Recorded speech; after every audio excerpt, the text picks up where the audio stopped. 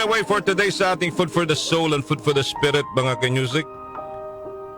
Opo, yun na po galing to. Okay. Sinabi ni Jesus at lahat ng mga bagay na iyong hihingin sa panalangin na may pananampalataya ay inyong tatanggapin kung naniniwala ka sa kasabihang prayer is powerful, mga kaibigan. Alright? So tatanggapin ho natin yan kung tayo ho'y naniniwala na ang ating pong pananampalataya sa Diyos ay masasabi ho nating buo at tiwala ho tayo sa Kanya. Alright? Ulitin natin ha, prayer is powerful. At sinasabi din ho sa Hebreo 10:36, ang paglilingkod sa Diyos hindi puro saya lang, partner. Hindi lang puro saya. Dapat handa ka rin daw ho magpuyat, lumuha, magsakripisyo at magtiis. Hindi lahat kasiyahan po, mga kaibigan. Alright? Sige.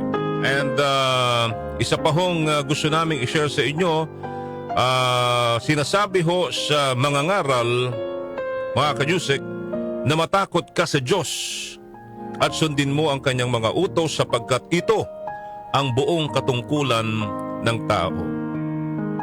Lahat ng gawin natin, hayag man o lihim, mabuti o masama, ay ipagsusulit natin sa Diyos pagdating ho ng takdang panahon.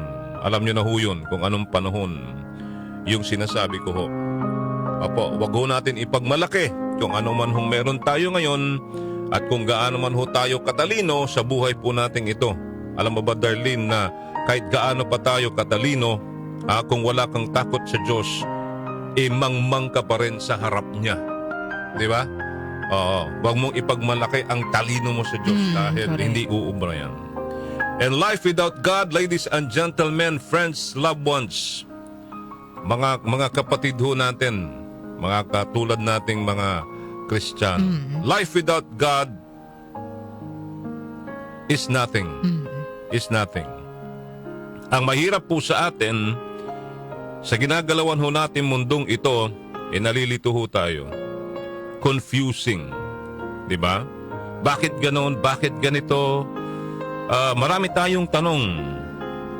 Minsan parang ang nangyayari sa buhay natin ay walang sense, sabi ho nila, mga kaibigan. Alam mo, minsan ang ating pong mga kakaabalahan, yung tinatawag nilang mga bagay-bagay sa lupa, tulad ho ng pera, success, pleasure, popularity, yan, dyan tayo magaling. Success sa trabaho, diba, mga kaibigan? Pero nakakalimutan ho natin yung good works and yung pong ating pakikitungo po sa Panginoong Diyos, yung pang-espiritual. Oo. Sabi nga ho, darating ang araw na manginginig ang inyong mga bisig at manghihina ang inyong mga tuhod.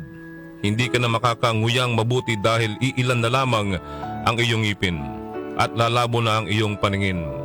Ang tenga mo'y hindi na halos makarinig, puputi na ang iyong buhok. Siyang bandang huli, pupunta ka sa iyong tahanang walang hanggan at marami ang magluluksa para sa iyo. Kay Haring Solomon yan, partner, yung narinig ko na yan. Anyway, wisdom pa rin, mga kaibigan, at gabay sa Panginoon ang kailangan po natin sa buhay po natin ngayon. Alright? Amen? Amen. Amen! Tuloy! Sina Joel Grospe at Darlene Olaño, MOK sa 774.